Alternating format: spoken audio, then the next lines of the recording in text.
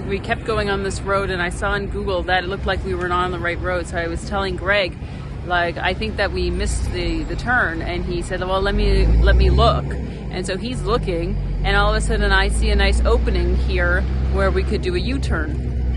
And I slow down, and I basically come to a stop, thinking that Greg is paying attention to me after I say, Greg, we could turn here. He was busy looking down at his map, and so he was coming too fast. He couldn't stop on time. He hit my back tire, and then he went down.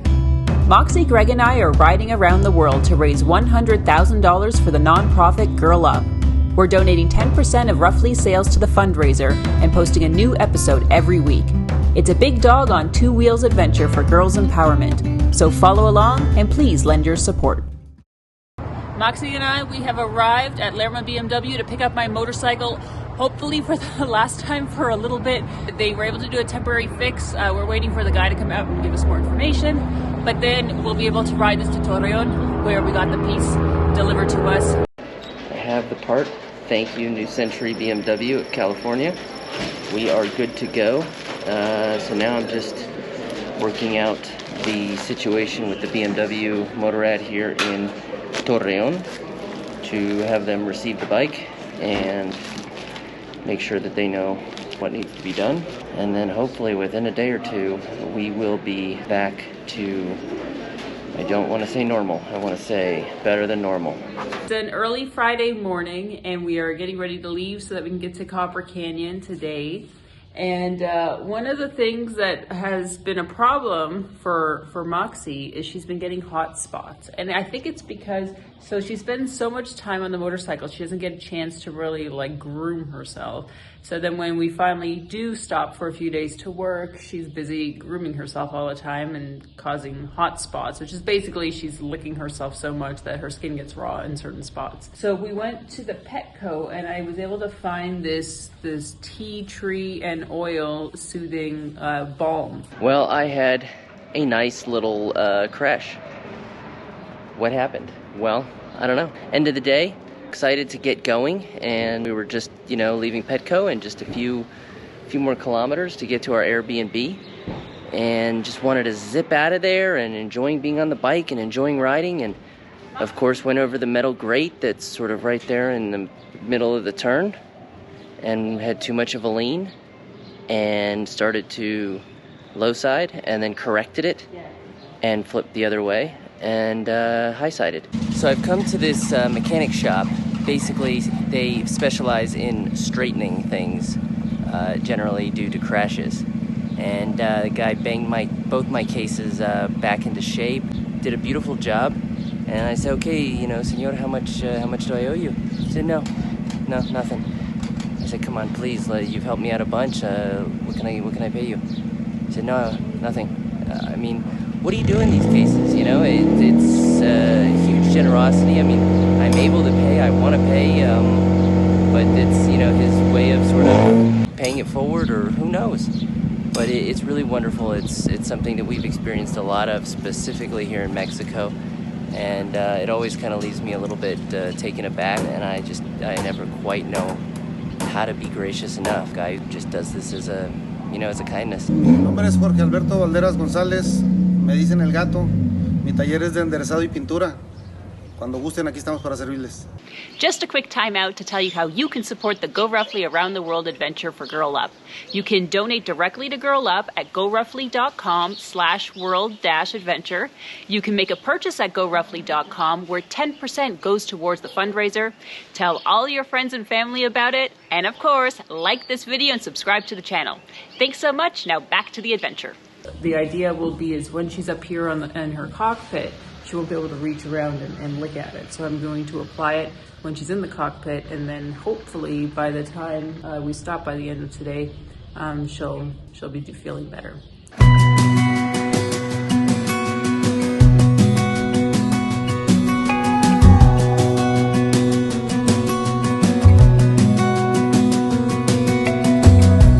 As a young girl, it feels we're mine. We played hide and seek for hours, raised our shadows among the pines. So offshore, playful and free, without a care in the world. I was one rich little girl, daydreamer, kidnap me, take me back, all the way back to them days, running around in a gown and a crown, barefoot. We're at our break time picnic spot. Yeah, Moxie. Yeah, go pee. Get off. Go on. Greg is gonna make us some coffees. I'm having some leftover popcorn from last night and some granola bars. And Moxie is enjoying frolicking in the water like normal. Fireflies and winters on our skates. One big smile across my face. We used to dance our way to church on Sundays. So we came to this place called La Haciendita del Espíritu Santo, which is like, if Hacienda is a country home, then Haciendita would be like a small country home, and Espíritu Santo is the Holy Spirit. So this is the small country home of the Holy Spirit. Who knew? Here in northern Mexico. So it turns out that it's a beautiful little small town, sort of dusty in the middle of nada, and there's this lovely river running just along the outskirts of the town. And if the Holy Spirit does come here, and this is he, she, it, they's country home, small country home, then definitely the Holy Spirit likes animals, because there are all of a sudden animals everywhere. We've got cows, we've got horses, and we are being flanked and surrounded by herds of animals, and Moxie just absolutely does not know what to do with herself.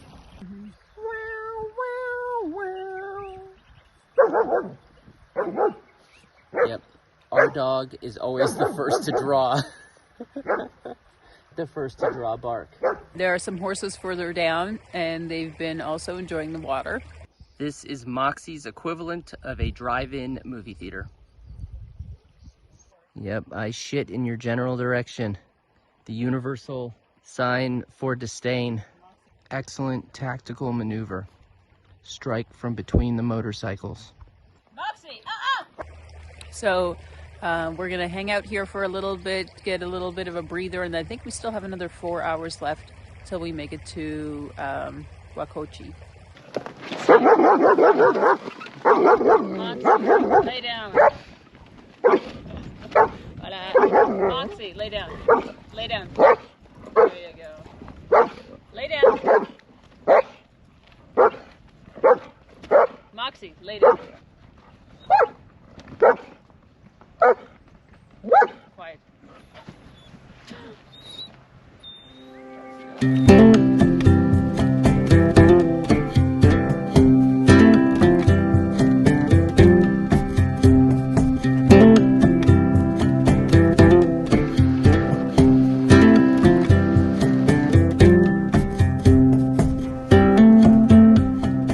As the mule of the Go Roughly travel crew, I have had to come up with some very creative, clever ways to store gear. And I'm not going to share all my secrets, at least not right now. But one of them is, so I use my 2 Giant Loop Tillamook dry bags, and I kind of do like a triangle, like a pyramid shape out of them. That way it keeps it away from the pannier lids, and yet I can get 2 of them up there and they're not standing straight up and too tall. What that does is it gives me some options here. Because now, first, yes, we have too much kibble, and so this is hanging on for dear life as our extra kibble. But what it means is I have a little cubby down here. My cubby, in this case, has some leftover milk from our 3 days of work in Torreon. So that's this. And currently in the cubby is the mother hucker, so it's always accessible. But that's like my little extra space, and then on the back I carry Moxie's rain cover for the cockpit. So if we pull over in the rain, I can just pull it out from the magic cubby and we throw it on Moxie, cover her up, and she's protected.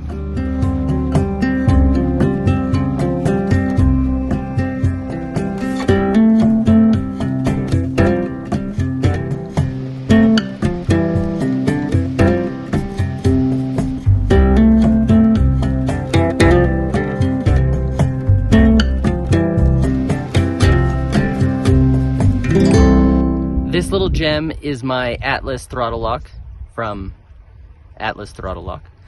And it is absolutely something that we have been missing dearly, and sort of knew it but didn't know it, because when you don't know what you're missing, how can you know? Just to like shake your hand out when you've been going high speed, long distance, amazing. But more specific to go roughly around the world is filming. So I keep one of the cameras right here, and I can loosen it and swivel it so that I can get front shots, rear shots, and side shots, so a swivel. And all of that is made possible by the Atlas Throttle Lock, because that means that when I have to let off on my right hand, on my throttle hand, I am not all of a sudden losing speed and coming practically to a stop, and then just zips forward. So by putting the throttle lock in place, I can adjust the camera as I need, keep pace with Jess, and then start recording, put myself in position, and take these amazing shots that you're seeing.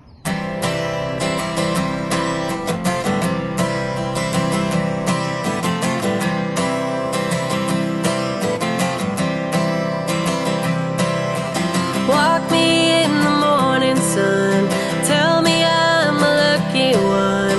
I'm riding on the wave of a notion that I could be brave. Is there anything good on the radio? Turn it up loud and let me know how it used to be before anyone heard of you and me.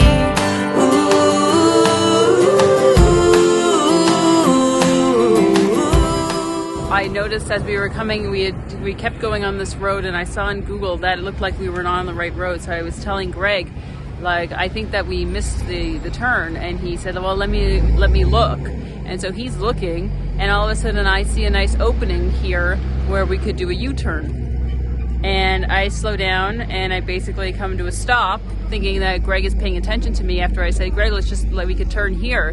He was busy looking down at his map, and so he was coming too fast. He couldn't stop on time. He hit my back tire, and then he went down. We just had a tip over, which is to say a fairly high speed crash here.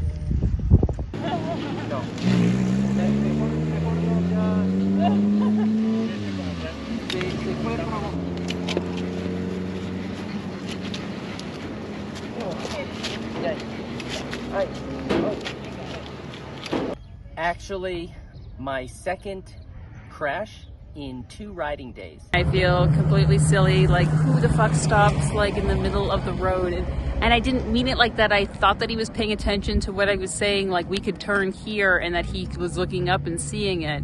And I didn't see him come up from behind me. So he hit me a little bit, I moved off to the side, and then he went down on the low side.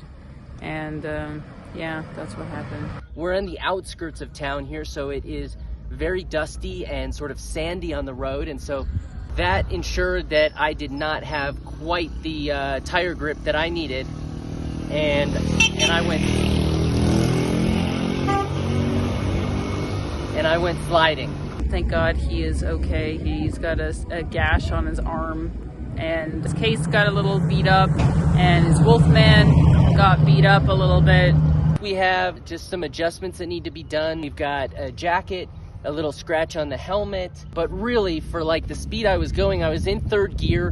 When I hit the ground, I must have been going a good 25, 30 miles an hour.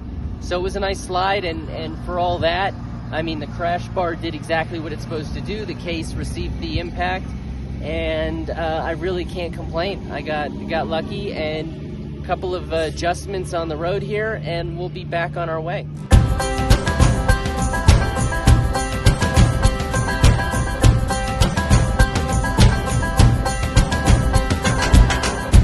We need more than hopes and wishes for us to make it through the night. Stormy weather, weary eyes, hope to make it through the night. Before this night is over, I will guide you home. we are in a little town an hour and a half away from Guacochi. We needed to eat something after the fall this afternoon, and the ride up here was absolutely spectacular though. And I think that there's still a lot more left to come.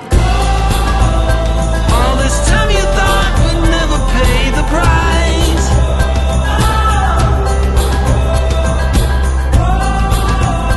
In the game of love, you have to roll the dice. What is better than leftover quesadillas? Being able to give them to Moxie. Look at that snout. Moxie, you're not doing good there. Bite. That's what happens when you don't have hands. You need somebody to help you tear it. Otherwise it falls to the ground and then you're just licking at it. Bite it. Good girl.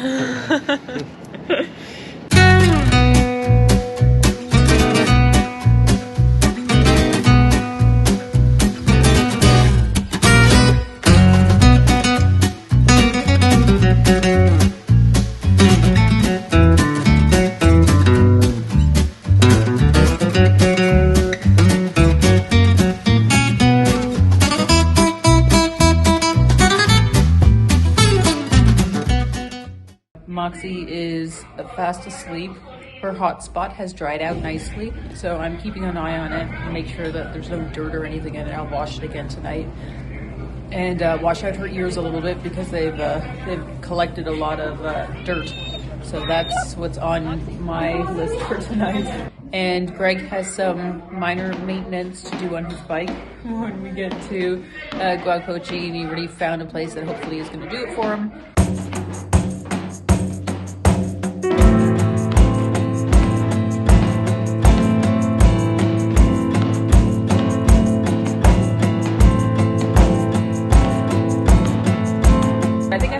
Place that we're going to stay at in Guacochi. It was a bit tough to find something that was reasonably priced, that was pet friendly. There are a lot of higher end like cabañas that would be really nice, but they're like close to $200 a night. We're only going to be there this evening and then leave early again tomorrow, so we wouldn't even get a chance to enjoy it. So I found us a place that I think is going to work, and we're going to ride there first and check that out.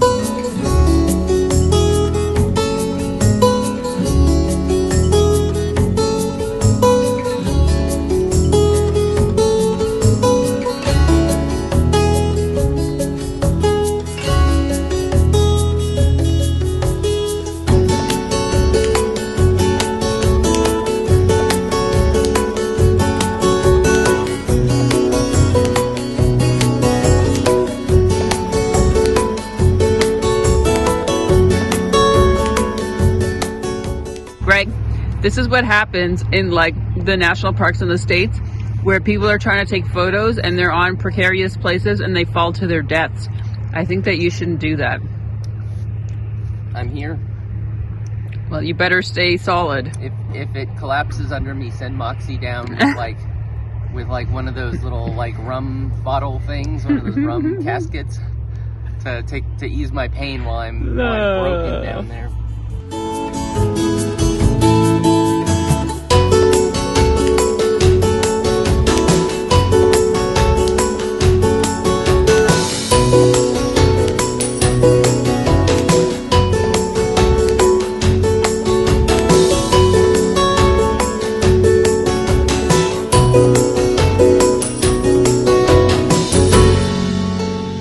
Starting the day at 2,400 meters in elevation, we are now down at a little more than 400 meters. So everything has changed, including the temperature, which we started at below freezing. Now we're at 33, 34 degrees. So it's roasting. It's beautiful down here. The landscapes have changed completely as we descended. Now we're in cactus and just like rustic desert lands and shrubs and bushes. Before we were at pines and needles and mountainscapes. So this is really some of the most beautiful terrain you can really imagine riding a motorcycle through. And Jess just did absolutely spectacular going down that what was it, 1,000-meter descent in like 1.5 kilometers.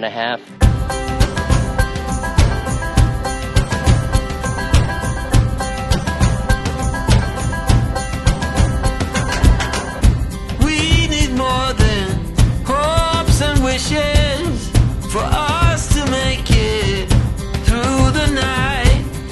Stormy weather, weary eyes, hope to make it through the night.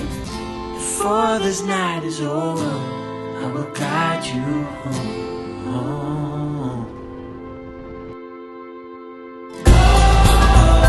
All this time you thought we'd never pay the price.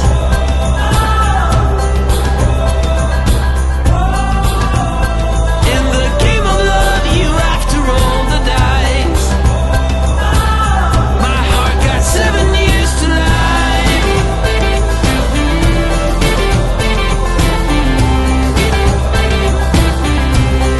7 years to life.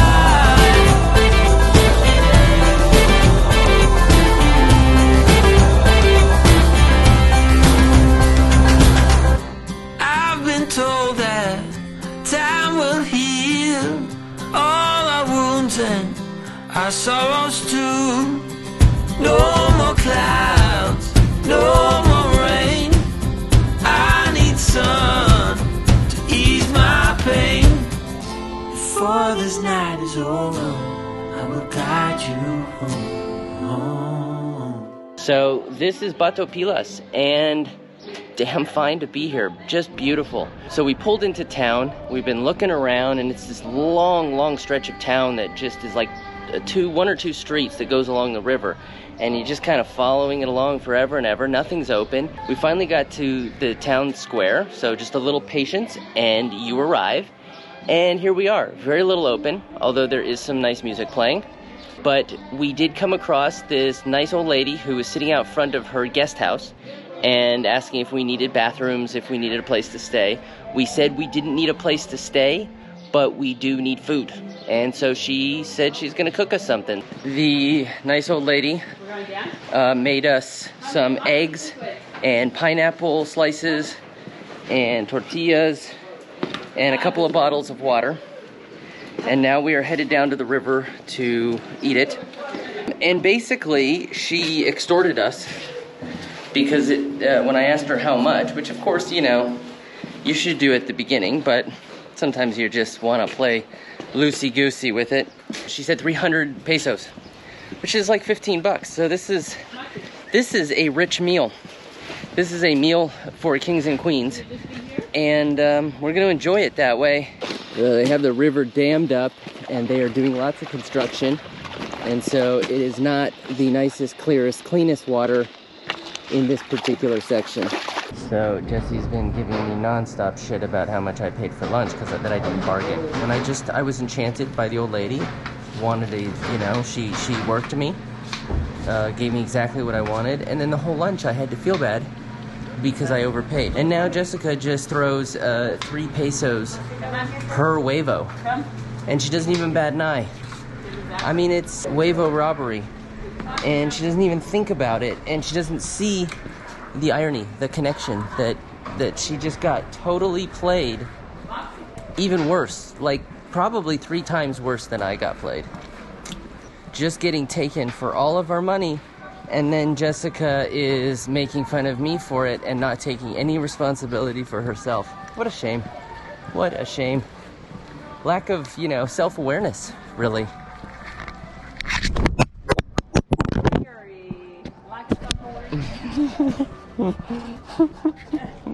es gasolina, no es... Gasolina no es diésel. no es diésel. No. Gasolina. All this time you thought we'd never pay the price.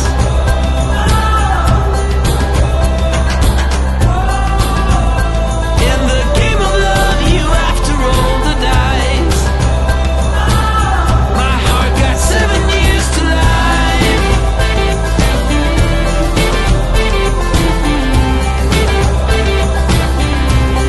7 years to life.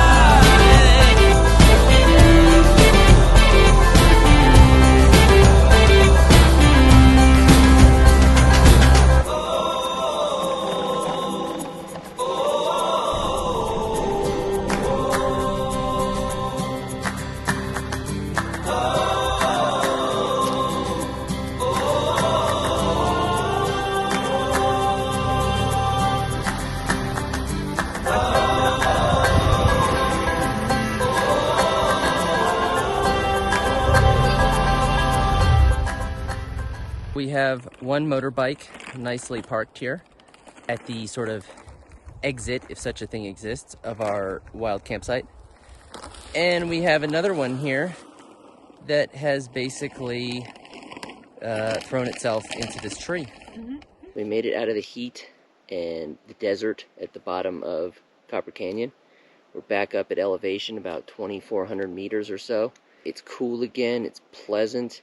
We've got Jess taking a siesta in the tent. We've got Moxie taking a siesta beside her travel bedroll. We have me sitting here about to enjoy a gar and listen to an audiobook. I mean, it's pretty much perfect. Hi guys, thanks for watching. I hope you really enjoyed the episode. In this episode, I stopped in front of Greg and he ran into me. We were really lucky that he didn't get hurt and that that the bike didn't get more damaged, just the case and a few scratches. But it was a good reminder that when you're riding with someone else, that you have to ride your own ride. It's not something that we really had to think about in the past while because we'd been doing a lot of rural roads or small roads, or even the routes that we were taking, they just weren't heavily trafficked. So there weren't a lot of other people on it. So we didn't have to really focus on other people while we were riding. So we could just slow down when we wanted to, and we could turn around on the road if there was something that we wanted to see that we passed, and didn't really think too much about it. But in this case, like, Greg was busy focusing on his map, you know, and like not really thinking about what was going on around him. And same thing with me. I was sort of focused on like, okay, we could just do a U-turn right here. This is great opening and this is the time to do it. And let's not miss this opportunity. So I'll just slow down here and Greg's going to pay attention to me. We're on the communicators. He knows what I'm thinking. And that's not the case. And you can see that's how that accident happened. So it's just a good reminder that when you are riding with somebody else or with a group, or even just when you're on the road by yourself, to just be constantly aware of your surroundings. That's something they always teach you when you first learn to ride a motorcycle, that you have to always be scanning and be watching out for anything that's happening around you. So we definitely got that reminder. The other thing that you saw in this episode was that Moxie was getting a hot spot. I mentioned in the episode that it happens mainly because she hasn't had a chance to really groom herself while she's been on the motorcycle. So then when we stop, she sort of wants to like catch up, and she's got a little bit of OCD. So when she starts, she keeps going. So I've got a few things that I use for Moxie when it comes to her skin, because another thing that I notice now that we're riding for long periods of time in really different climates, like it gets really hot or really cold, it's windy, her skin can get dry. So what I use for her hot spots is what I showed you in the episode, is that this tea tree and aloe soothing cream.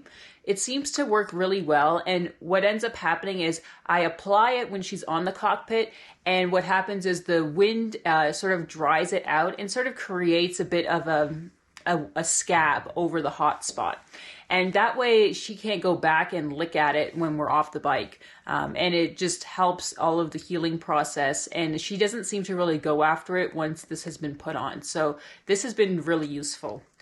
Another thing I use for her dry skin is I've got this hydrating spray. There are a bunch of things out there on the market for dogs. This is from Only Natural Pet, and I've been using it for the past month or so, and it's got aloe and hemp in it. And so what I do is I spray it on her fur, and then I really rub it into her skin.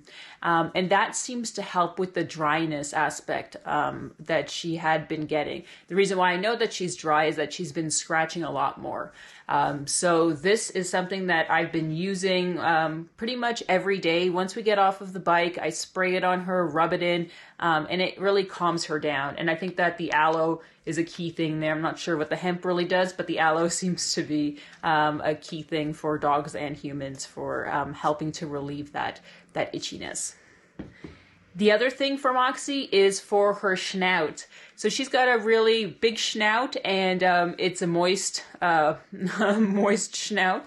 And with all of the sun and the wind, I put on a balm on her nose, and it's a nose and paw balm. There are a whole bunch of these ones out there on the market. This is more of a wax that I use, and so I apply it on her nose. And it goes on quite thick, so that way she's not able to just like lick it all off in one go. But it provides a barrier. It's got SPF in it, so she can't get sunburned. And it just helps prevent that chafing that sometimes that they can get when you know that it's been dry. They get a bit of a scabby or dry skin on the edge of the nose. And this really prevents that. I don't really use it on her paws. Her paws are pretty hardy, but you could potentially use this as well if they end up getting dry paws. But it's more the nose that has been Moxie's issue. But other than that, she's been doing really well, and we are continuing on our journey. So make sure that you guys are following us here on YouTube and at Go Roughly for Facebook and Instagram. New episodes come out every Sunday at 11 a.m. Central, so make sure that your notifications are turned on so that you know when a new one comes out. And please like and comment on this video. We love to hear what you guys think about our episodes. And if you guys have any recommendations for things that you've seen in our episodes or routes on the way up, that would be awesome. And we hope that you continue watching, and we'll see you soon. Thanks, guys.